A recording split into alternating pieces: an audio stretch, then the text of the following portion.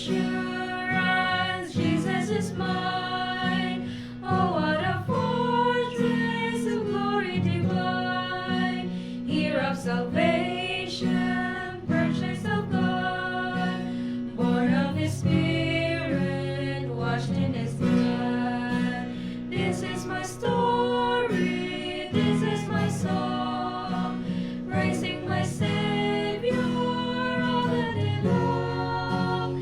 This is my story, this is my song, praising my Savior all the day long. Perfect submission, perfect delight, visions of rapture, love burst on my side.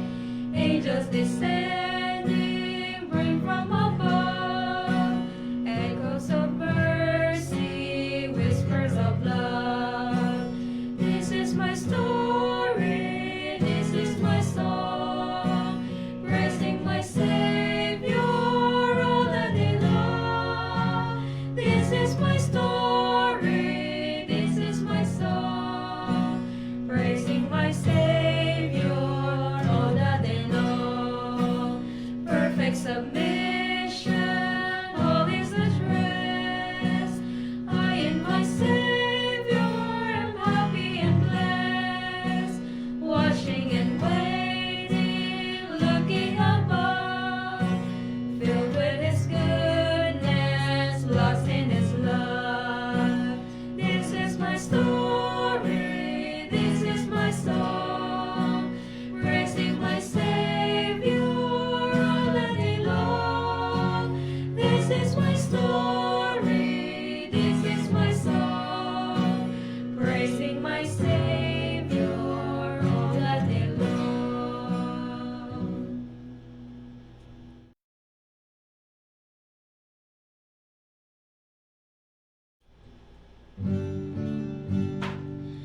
Would you be free from the burden of sin? There's power in the blood, power in the blood. Would you worry, will a victory win? There's wonderful power in the blood. There is power, power, wonder-working power in the blood of the Lamb.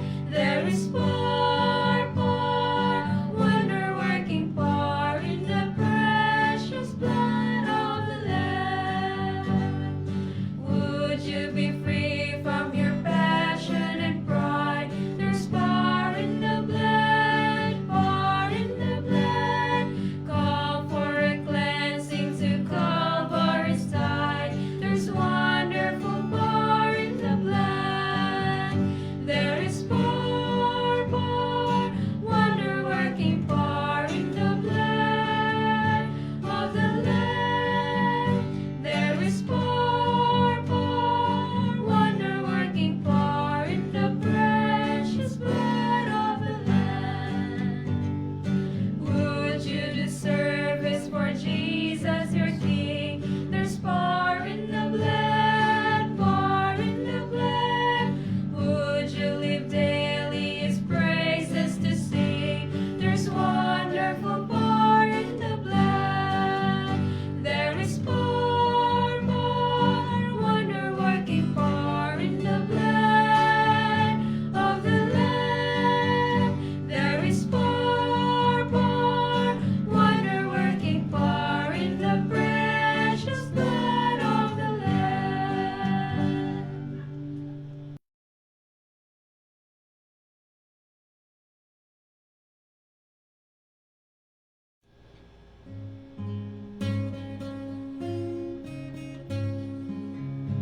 My hope is built on nothing less than Jesus' blood and righteousness.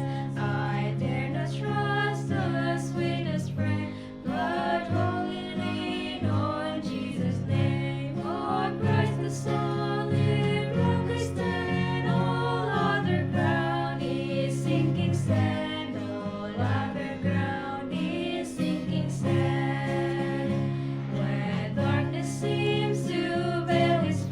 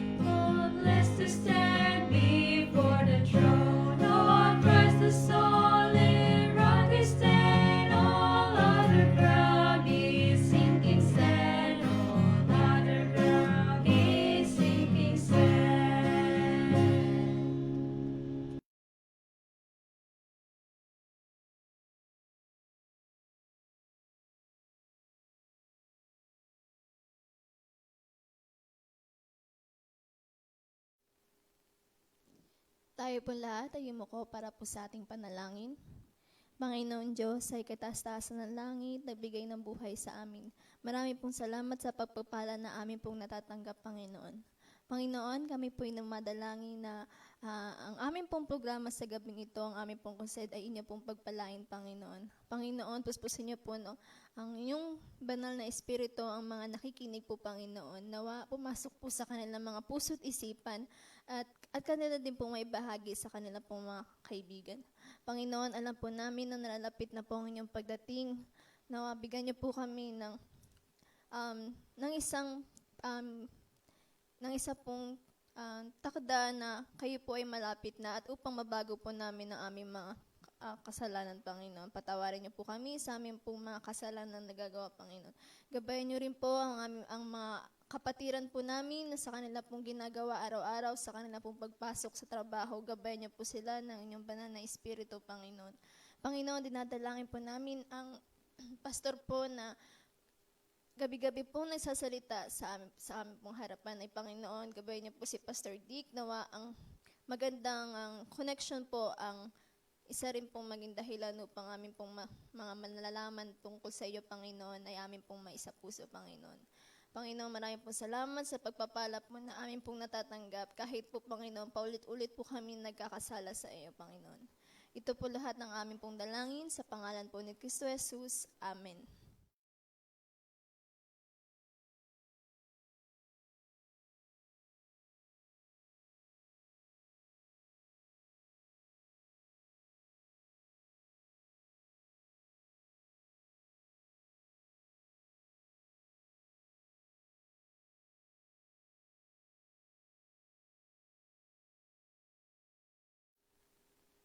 Good evening, friends.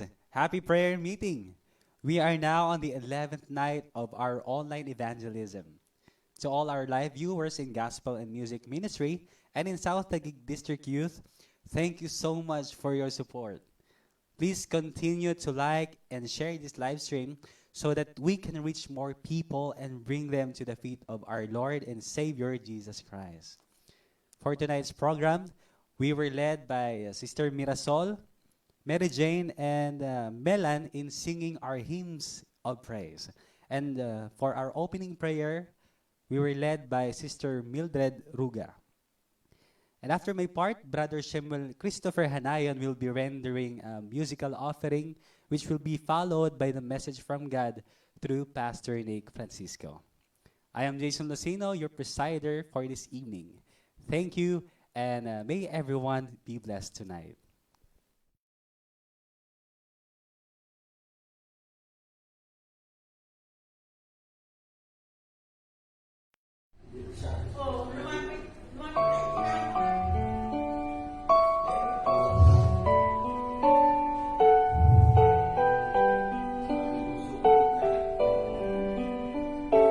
We are gathered here as a family, sharing love, sharing peace and pardon. But outside, peacefully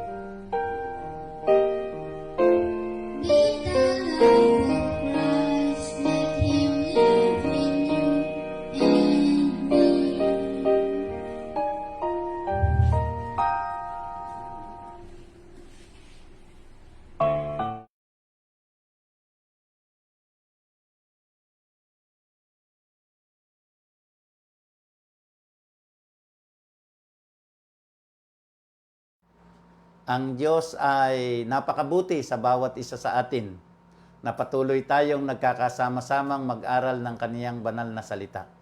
At maraming salamat na muli sa mga taong naging posible ang ating seryeng ito ng pag-asa kay Kristo upang patuloy tayong umunlad at matuto sa isang wasto at tamang paraan ng pamumuhay na ipinanukala at itinakda sa atin ng ating dakilang Diyos.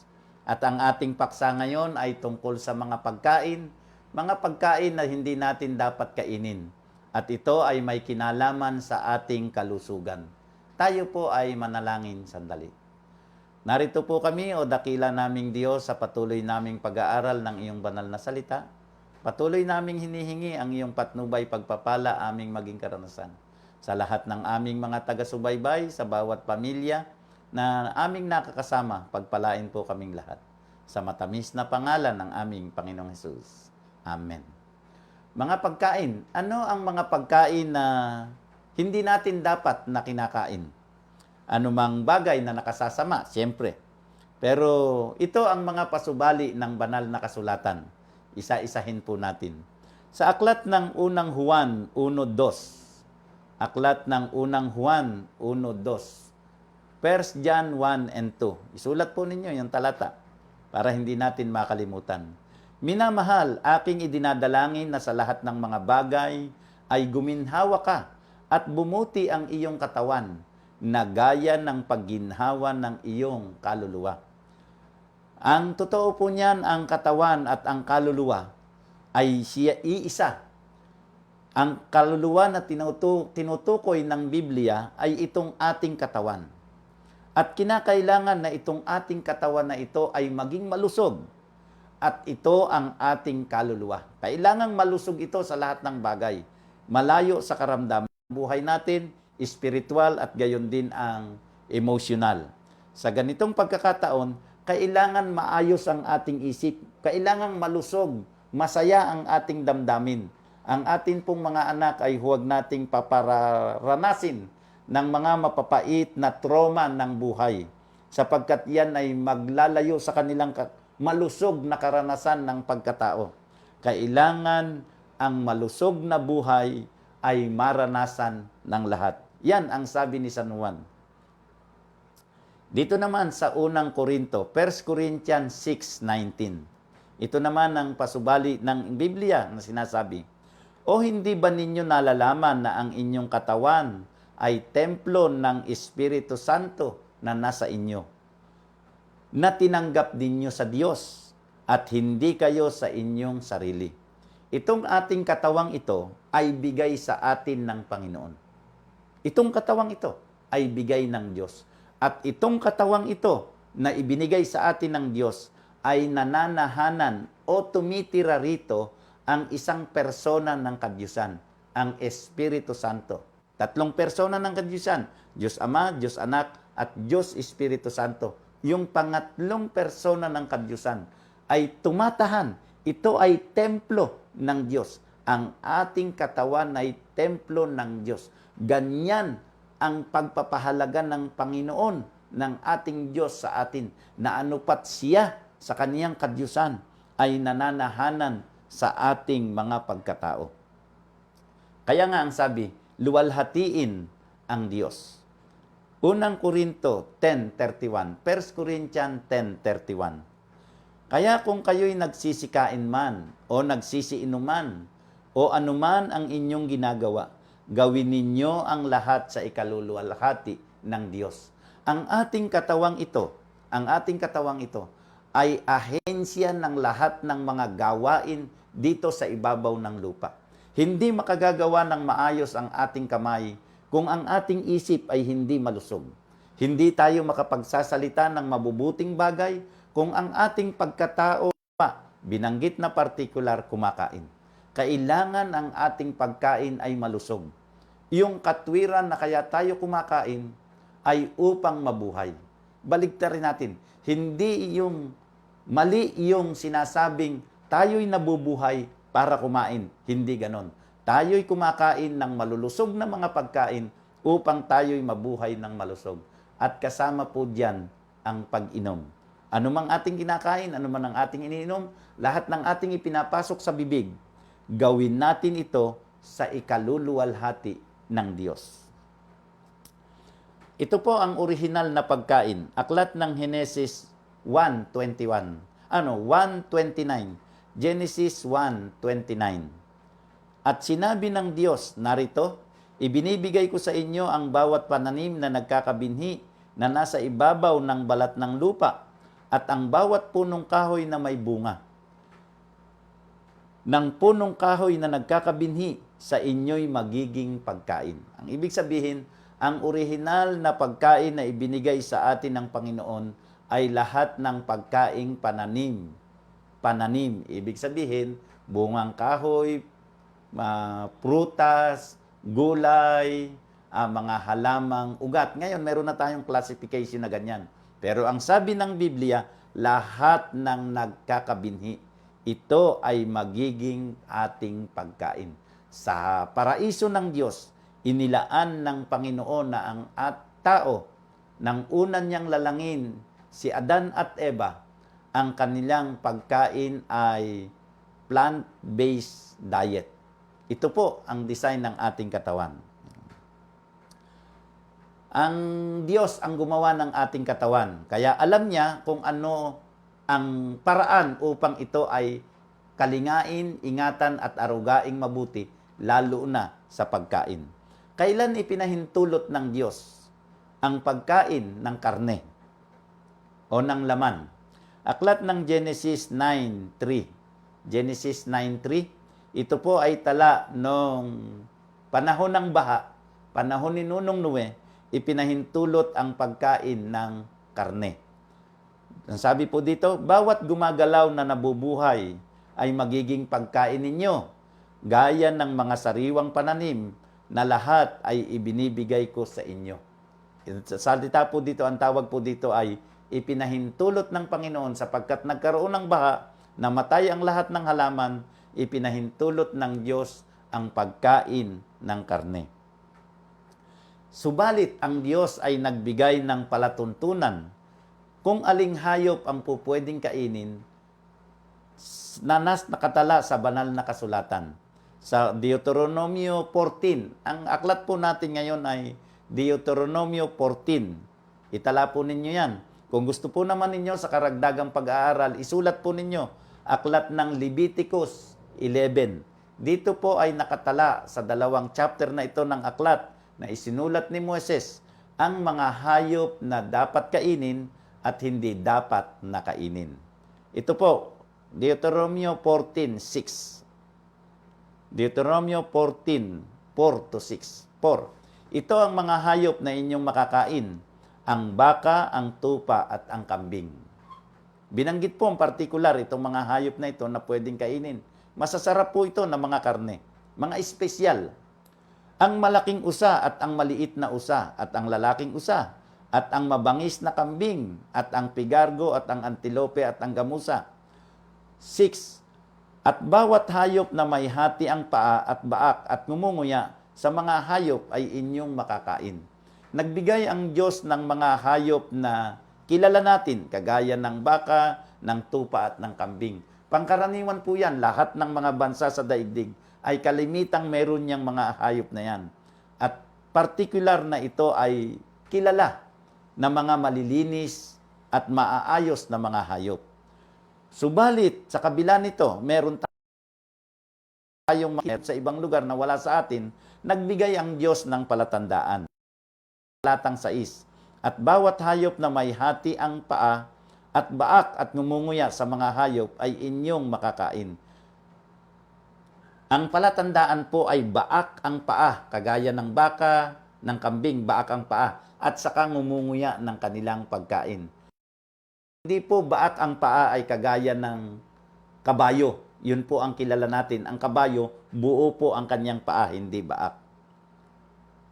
Hindi iyon pwedeng kainin. At bumanggit dito ng partikular sa talatang 7. Gayunmay ang mga ito ay hindi kakanin sa mga ngumunguya o sa baak ang paa, ang kamelyo at ang liebre at ang kuneho Ito po ay mga pamilya ng, ito pong liebre at kuneho, pamilya ito ng cat, yung nangangalmot. Buo ang kanyang paa, hindi baak. Binanggit po yung kamelyo, buo din po ang paa.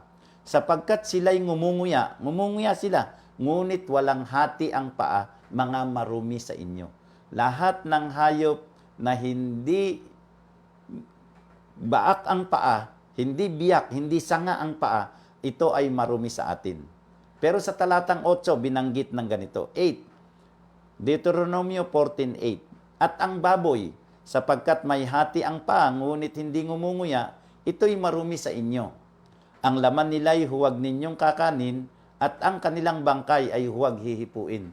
Binanggit po ang particular ang baboy, na hindi pwedeng kainin kahit nabiyak ang kanyang paa, sapagkat hindi ngumunguya. Binanggit po yan ang particular, ang salitang, ang hayop na ito na baboy ay hindi ipinapakain. At maliban doon, ipinagdidiinan na huwag kakainin, pati ang bangkay ay huwag hihipuin. Ganyan po kahigpit ang Diyos pag nagbawal. Kesa naman sa makarating sa ating bibig nang hindi natin hahawakan, hindi iluluto, hindi titikman, hindi po pumaari. Kaya itong hayop na ito, pinapalayo po ito sa atin. Ipinaiiwas tayo sa hayop na ito na huwag natin itong kakainin. Kahit po mag-alaga, huwag po kayong mag-aalaga nitong hayop na ito. Malinis at di malinis na isda. Deuteronomio 14:9 and 10. At ang mga ito'y inyong makakain sa lahat ng nasa tubig. Anumang may mga kaliskis at mga palikpik ay inyong makakain. At anumang walang kaliskis at palikpik ay huwag ninyong kakanin. Marumi nga ito sa inyo. Ang Diyos naman ay nagbigay ng palatandaan sa isda, lahat ng nasa tubig. Kailangan ay mayroong palikpik at may kaliskis. Kagaya ng bangus, may kaliskis, may palikpik. Kagaya ng tilapia, ano pa? At mga isdang dagat, ang palatandaan ay kaliskis at saka palikpik, kagaya ng yellowfin. Pero ang mga wala pong kaliskis ay kagaya ng hito, kagaya ng pating. Yan po ay mga walang kaliskis. At yun pong lahat ng seafoods, kagaya ng hipon, ay wala pong kaliskis, kaya hindi ipinapakain. Lahat po ng shell ay mga gumagalaw sa tubig, kagaya ng suso, ng tulyan, ng tahong, ng talaba. Ito po yung mga shell, hindi po ito ipinapakain sa atin ng Panginoon. At ito po ay itinuturing na mga scavenger sa tubig, mga tagalinis ng dumi sa tubig. Kaya prone po sila sa tinatawag na red tide. Ito po ay na kumakain ng mga marurumi, mga contaminated, mga toxic sa tubig. At kapag ka po itong mga toxic na ito na kanilang kinain, nabubuhay po sila. Pag ito po ay pumasok sa ating katawan, ito po ay magiging lason. Sinabi ng Diyos, huwag nating kakainin yung mga nilalang na yan. Kasama na dyan ang palaka. Yan. Ito pa. At lahat ng may pakpak na umuusad ay marumi sa inyo, hindi kakanin. 14:19. Lahat ng mga kagaya ng ipis, mga may pakpak gumagalaw sa lupa, basta nasa lupa na umuusad sa lupa, kasama na riyan ng mga ahas, bayawak, o anumang mga butiki, anumang mga hayop na gumagapang at umuusad, ito po ay hindi maaaring maging pagkain para sa atin. Ipinagbabawal yan sa atin ng Panginoon. Ang Diyos ang nagsabi, huwag nating kakainin. Sa ibon, Deuteronomio 14:20. Sa lahat ng ibong malinis ay kayo'y makakakain. Ang palatandaan naman na ang ibon ay malinis, yung pong mga mababait at malilinis na hayop. Pero yung mga predator na ibon, kagaya ng agila, ito po ay hindi ipinapakain. Lahat ng mga lahi ng mga predator na ibon. At saka yung mga scavenger na ibon, kagaya ng uwak, kagaya ng vulture, ito po ay kumakain ng mga bangkay, ng mga patay. Ito po ay hindi ipinapakain sa atin. Ito ay mga maruruming ibon. Ito pa po, ang isa, sabi naman sa Levitico 13:17, mga karagdagang payo, pagtuturo. Leviticus 3:17. magiging palatuntunang palagi sa buong panahon ng inyong lahi, sa lahat ng inyong tahanan, na hindi kayo kakain ng taba ni dugo man. Katakataka, ano po? Marahil ay oriented na rin kayo dito. Pero ito pala ay sinasabi sa banal na kasulatan. Sanay na po tayo sa sinasabing ang dugo ay huwag kakainin. Kaya marami ang mga taong paborito ang pagkain ng tinumis o kaya ang tawag natin ay dinuguan. Pero particular na alam natin ay dugo. Pero ang Biblia pala ay nagsasabi na pati ang taba, sebo, kahit na ito ay malinis na hayop, baka, tupa, o kambing, yun po palang taba, yung sebo, ay hindi ipinapakain sa atin. Pero, kung papansin din po ninyo, sabi, magiging palatuntunang palagi sa buong panahon ng inyong lahi. Ako ay hindi kakain ng taba o ng dugo. Ang aking mga anak at ang aking mga kaupo-apuhan at ang aking mga susunod na henerasyon ay hindi kakain ng ganyan. Ang akin palang mga ninuno, ang aking palang lahi, dapat ang lahi na aking pinagmulan ay hindi kakain ng taba o ng duguman. Magiging palatuntunang palagi sa lahat ng inyong tahanan. Yan po. Ngayon po ay pangkaraniwan ang karamdaman. Sinasabi ko po ito sa inyo na kung kayo ay makakapagbasa at mag-aaral, makikinig ng mga lektura ng tungkol sa kalusugan, marami po tayong mga pagkain na ipinapasok sa ating tahanan na nagpapaigsi ng buhay ng ating mga kasambahay. Ang mga pagkain po ngayon ay mga maalat, mataba, at matamis. Itong tatlong lasa na ito na paborito ng mga bata. At pag nasanay po ang mga bata sa loob ng ating tahanan, kapag sila naman ang naging nanay at naging tatay, ganun din ang kanilang ipapakain sa kanilang mga anak. Kaya nga, ang doktor ay nagsasabi, meron ba kang ninuno, magulang na high blood? Ibig sabihin, kapag ang ating magulang ay may high blood, ang kanyang mga anak posible ring magka-high blood. Kung ang ating mga ninuno, lahi, ay mayroong sakit sa puso, ang kanyang mga anak at mga lahi na susunod, magkakaroon din ng ganyang karamdaman. At itong pagkain ng taba ng karne ay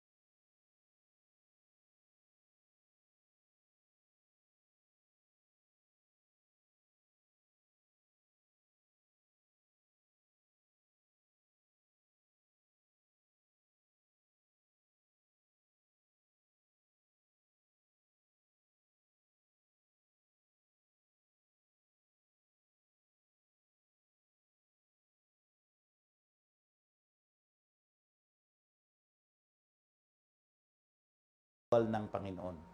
Ang mga pagkaing matataba, mamantika, matatamis, maaalat, at ang mga pagkaing lamang dagat, mga seafoods, ito po ay nagdudulot ng karamdaman sa ating pangangatawan. Ito pa po ang sabi sa aklat ng Deuteronomio.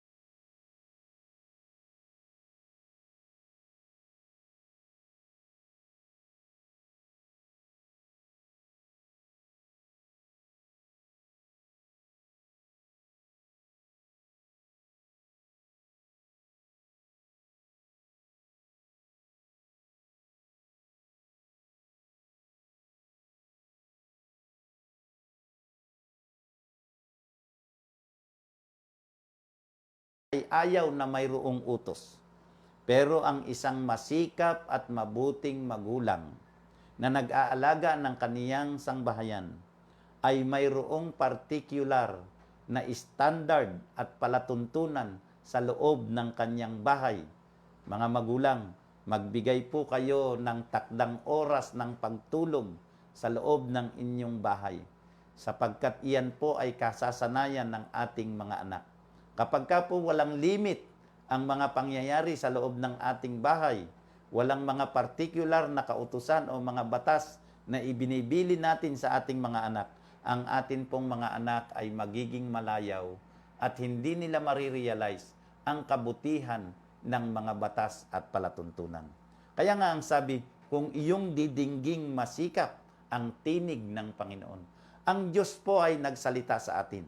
Pinag-aralan natin yan ng mga unang paksa na ang Biblia ay salita ng Diyos at siya'y nagbigay sa atin ng mga alituntunin.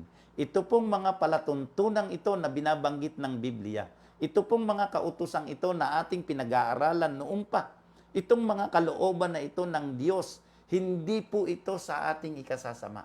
Ito po ay maliwanag na para sa ating ikabubuti, upang tayo'y makaiwas sa maraming karamdaman ng sanglibutang ito. Umiwas po tayo sa mga pagkain na nakasasama sa ating kalusugan. Bakit? Ang Panginoon, ang sabi, sapagkat ako ang Panginoon na nagpapagaling sa iyo. Binanggit po dyan ng mga Ehipsyo. Ang Ehipsyo noon ay sibilisadong bansa. Sila ang mayayaman. Kaya lang sila ang mga maraming karamdaman. Sila ang una na nagkaroon ng mga doktor. Kaya lang sila ang unang nagkaroon ng karamdaman. Ang ating Diyos ay Diyos na nagpapagaling. Sana po ang ating tahanan ay hindi maging biktima ng mabibigat na mga karamdaman. Malaki pong gastusin. Maliban sa malaking gastusin, mahirap po ang mga may karamdaman. Mahirap. Yun ngang wala tayong sakit, ang pagtatrabaho mahirap kung may karamdaman pa kaya. Sa halip na tayo ay makatulong sa ating pamilya, kapag ka po tayo ay nagkasakit ng bata pa, ay hindi po tayo makatulong at tayo'y nagiging pabigat. Kaya ang panawagan po sa atin, ang tayo ay mag-ingat sa palatuntunan ng pagkain na sinabi ng Diyos upang maging malusog ang ating buhay. Pagpalain po tayo ng Panginoon.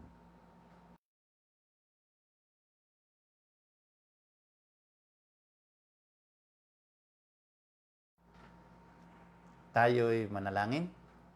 Maraming salamat po o dakila naming Diyos sa panibagong pag-aaral na iyong pinagkaloob sa amin upang kami patuloy na matuto at maging pantas sa simpleng batas ng buhay na may kinalaman sa pagkain upang maging malusog kami, gayon din ang aming sangbahayan, ang aming pamilya, upang kami malayo sa mga matitinding pagkakasakit at karamdaman. Marami pong salamat sa karunungang ito. Naway tulungan kami na ang aming panlasa ay aming maging mapagtagumpayan, na kami ay manatiling kumakain ng gulay upang maging malusog ang aming buhay at pamumuhay. Pagpalain po kami sa mga susunod pang pag-aaral. Ikaw po ang laming laging kasama, gabay at patnubay. Alang-alang pong lahat sa banal na pangalan ng aming Panginoong Hesus. Amen.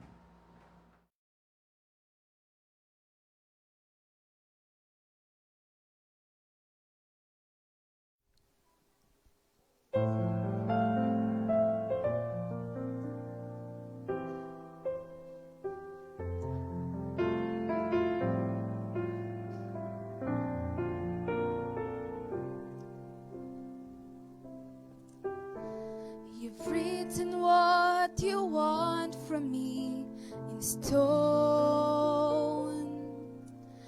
a reflection of your character alone. So I try to keep your laws without regret, but I'm easily distracted and forget. So write them on my heart, seal them in my mind. The beauty of your law and grace combined remind me just how lovely your commandments are, and write them on the tablets of my heart.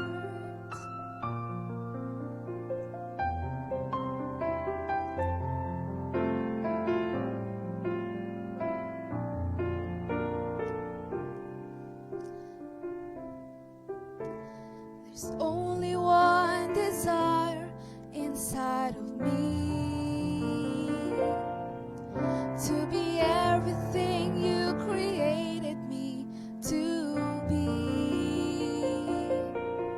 And I know the only way that I can grow is for you to come inside and take control. So write them on my heart, seal them in my mind. The beauty of your law and grace combined remind me just how lovely your commandments are, and write them on the tablets of my heart.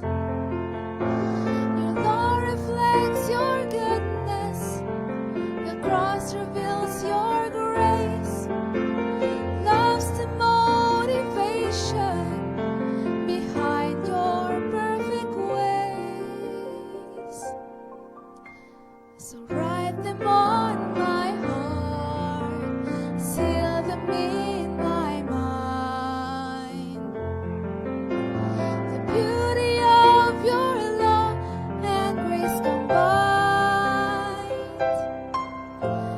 remind me just how lovely your commandments are, and write them on the tablets of my heart. Remind me just how lovely your commandments are, and write them on the tablets of my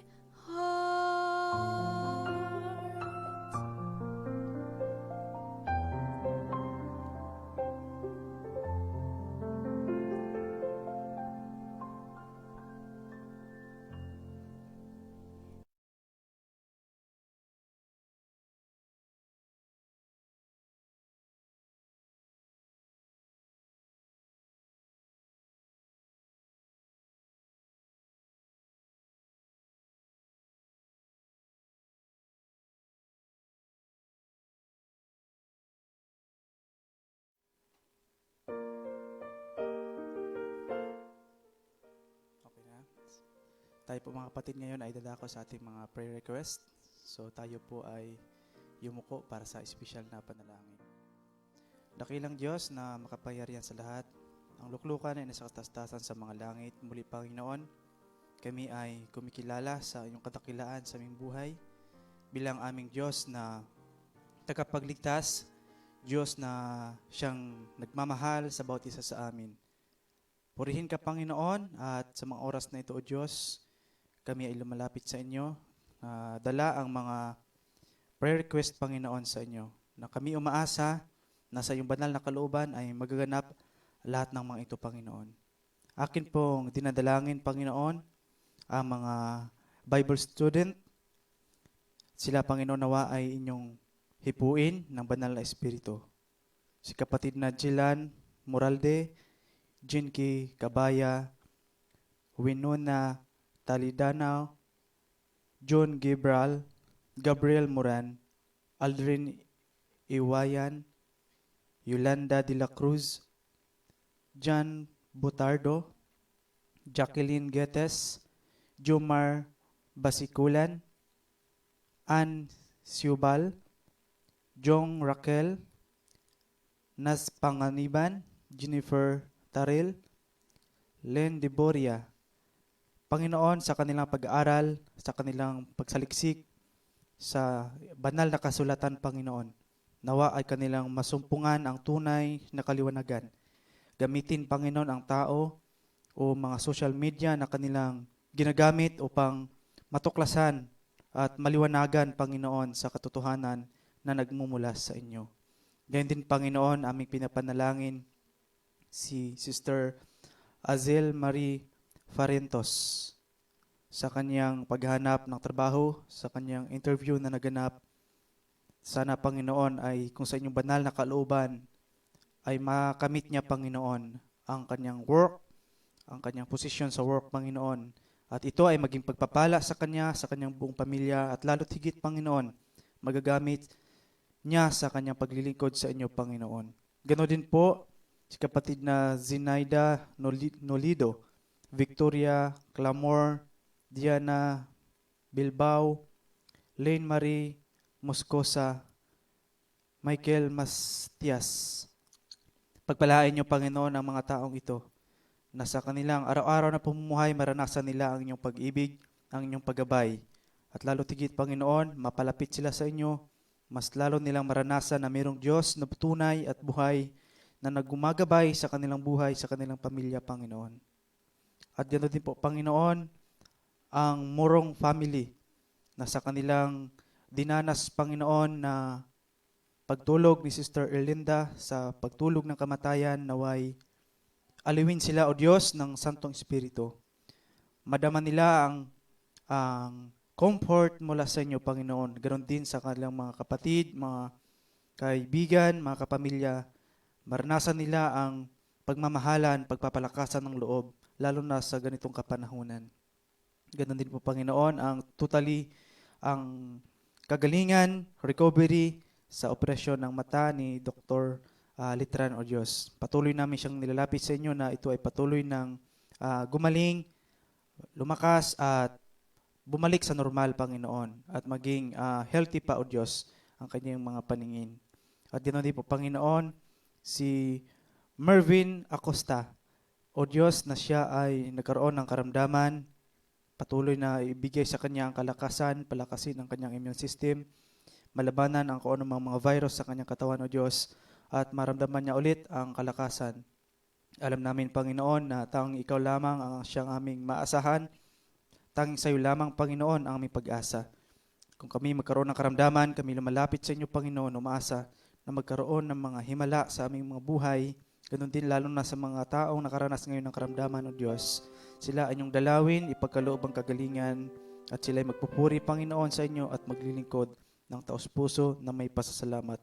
Pinapanalangin ko rin, Panginoon, ang bawat pamilya na inyong i-bless, lalo na ang mga nakikinig, nanonood at sumusubaybay sa aming programa.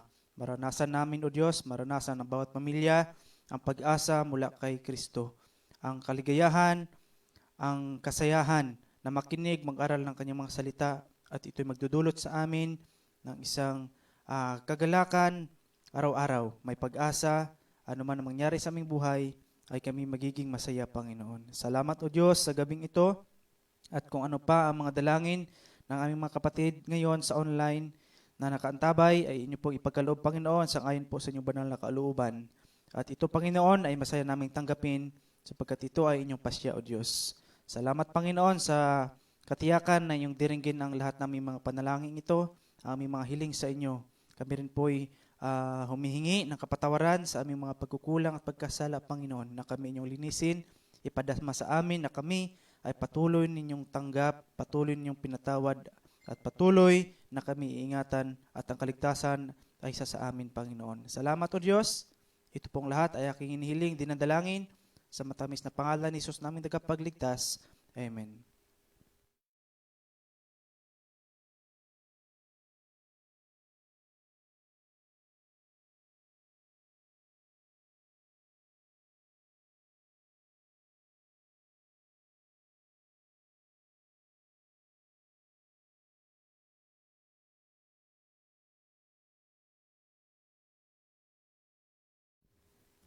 Ayan, maraming salamat po, Brother Jinson Castigador sa panalangin. At ganoon din, maraming salamat kay Sister Dawn Denise sa napakagandang awit papuri sa ating Panginoon. At syempre, maraming salamat din kay Pastor Nick sa mensahe na atin pong narinig ngayong gabi. Ngayon, tayo po ay dadako na sa pagbati sa atin pong mga manonood. At syempre, akin pong uunahin ang mga manonood sa South Taguig District Youth. Ayan, magandang gabi po kay Sister Conch, kay Sister Jennifer Sumagaysay, at gayon din kay Sister Maricel Creancia. At magandang gabi rin po at happy midweek kay Sister Ann Andaya Maglangke. Magandang gabi rin kay Shemuel Christopher Hanayon, ang nagbigay o naghandog ng awit papuri sa ating Panginoon kanina. At syempre kay Sister Angeline Bisnar Revalde. Happy midweek po, Ate Angeline. At magandang gabi rin kay Sister Jing Navales, kay Abet Karag, kay Elder Neri, kay Sister Sheila. Opo, nawala pong audio kanina. Pagpasensyahan pa po natin sapagkat meron pong mga technical difficulties.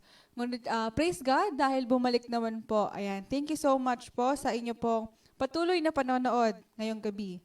Happy midweek din po kay Sister Gemma Kabigting, kay Sister Rosalie Largabo Pacoma, at gayon din kay Sister Luz Viminda Alida Tacoge, at syempre kay Sister Terry Silapan. Ayan, akin pong binabati ulit ang akin pong pamilya na nanonood sa bahay. Yan, stay put lang kayo dyan. Ayan. Magandang gabi at happy prayer meeting. At syempre, akin din pong binabati ang atin pong butihing pastor na si Pastor Jojo Solabo, ang atin pong district pastor dito sa South Taguig District. At akin din pong binabati si Sister Evelyn Balboa na gabi-gabing nanonood sa atin pong live. At kay, sa lahat po ng mga nanonood sa atin pong live, maraming salamat po. Akin din pong babatiin, syempre, ang mga nanonood sa Gospel and Music Ministry. Ayan, tignan natin kung sino nga ba ang mga kasama natin ngayon na nanonood sa Gospel and Music Ministry. Ayan, so hello syempre kay Ate Dan Arsenal na nandyan sa kabila na nanonood at nag-share. Thank you so much sa inyo pong support sa atin pong pangangaral dito sa amin pong distrito. At syempre hello kay Brother Jomel, ang asawa ni Ate Dan, ayan, na host ng Gospel and Music Ministry. Thank you so much po sa inyo pong pagpayag na i-cross-post din dito po sa ating page na Gospel and Music Ministry. At hello din kay Angel James Perez, kay Grace Ann Zamora, Edna Sardenya, Teresita Estola Meneses, kay Clara Dambina Corpus. Pagpasensyahan niyo na po kung may mga pangalan na hindi ko po mababanggit sapagkat di ko po alam kung nakabaliktad po ba yung inyong pangalan or not. Ayan, pero kami po ay lubos na nagpapasalamat sa inyo pong presensya, sa inyo pong patuloy na pagsuporta sa atin pong pangangaral. Ayan, so thank you din po kay Buds Necesario Alcobilla, magandang gabi po sa inyo. Kay Clara Dambina Corpus, kay Jelly Espinosa, and syempre kay Joaima Crisostomo Sumilong. And thank you so much po for watching every time na tayo po ay nagla-live. At syempre, magandang gabi rin po kay Mary Ogano, kay Ingrid Mutok Lapenya, at kay Mark Caballero. And good evening din po kay Nasita Katoliko. Thank you so much po to everyone. Baka hindi ko na po mabanggit lahat sapagkat napakadami po ng atin pong live viewers. And thank you so much po for always being there and supporting our live program. Ngayon naman po, tayo po idadako na sa ating pinakahihintay na Bible quiz. Ayan, so mukhang naka-ready na ang ating Bible quiz. Okay, so atin na pong i-flash ang question. Ang una pong makasasagot ng tama sa parehong page ng Gospel and Music Ministry at ganun din sa South Taguig District ay makatatanggap ng 40 peso load. Okay, atin na pong i-flash. Sa Lucas 4, verse 16, at siya'y napasa Nazareth na kanyang nilakhan, at ayon sa kanyang blank, siya'y pumasok sa sinagoga ng araw ng Sabat at nagtindig upang bumasa. Ano po itong blank na nandito? A. Pananampalataya. B. Biyaya. C. Kagustuhan. Or D. Kaugalian. Tayo po ay mag-comment na ng ating mga sagot at titignan po natin kung sino ang unang nakapag-comment ng tamang sagot. Yan. So akin pong i-check sa South Taguig District.